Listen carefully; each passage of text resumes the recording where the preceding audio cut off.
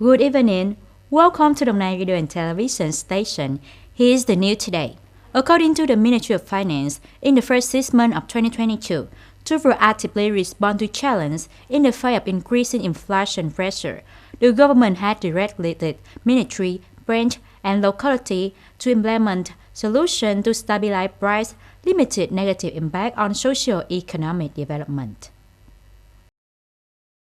Timely for mitigate policy has stabilized the restaurant and business activity of enterprise and the lives of customers, significantly reduced pressure on the price level. The consumer price index increased by over 69% over the previous months, by 3.18% compared to December 2021, and by 3.37% over the same period last year. On average, in the first 6 months of 2022, CPI increased by 2.44% over the same period last year, and inflation is still basically under control.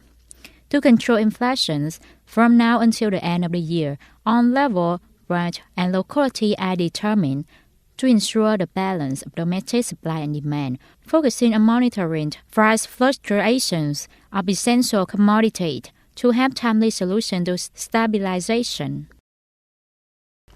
The export turnover of agricultural, forestry, and fishery products in July of the whole country reached nearly $4.8 billion, bringing the total export value of the first 7 months of 2022 to more than $32 billion, an increase of more than 12% over the same period in 2021.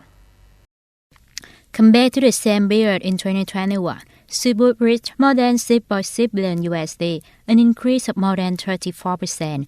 Wool and wood products reached nearly $10 billion, up 1.2%. Rice reached more than $2 billion, up 9%. Coffee reached $2.6 billion, up 46%. Rubber reached $1.6 billion, up 7%. Wool and wood products, coffee, shrimp, bagasse and rice are 5 items with the highest 7 months trade surplus.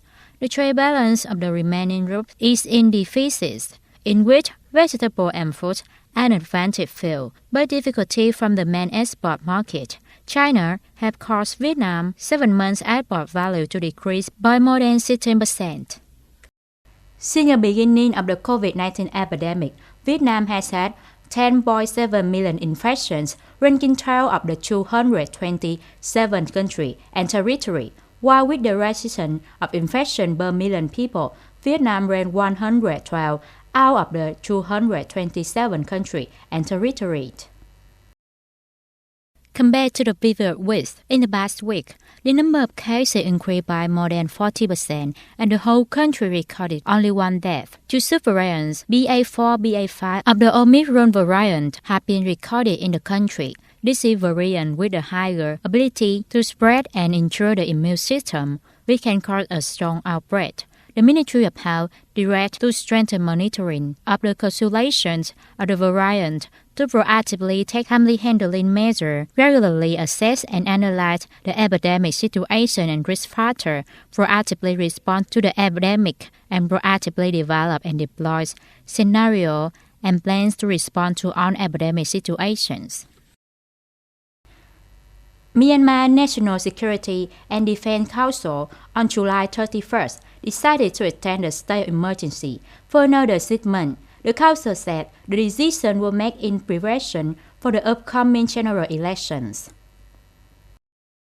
Earlier, Myanmar acting President U Mint swear declared a state of emergency for 1 year from February 1st, 2021 and hand over power to the Commander-in-Chief of Myanmar Armed Forces, Senior Lieutenant General Min Aung Hlaing. On January 31st, 2022, Myanmar National Security and Defense Council announced intentions of the state emergencies of another 6 months. Under Myanmar 2008 Constitution, a state of emergency can be declared for a maximum of no more than 2 years, with the first declaration lasting 1 year and 2 additional extensions 6 months each.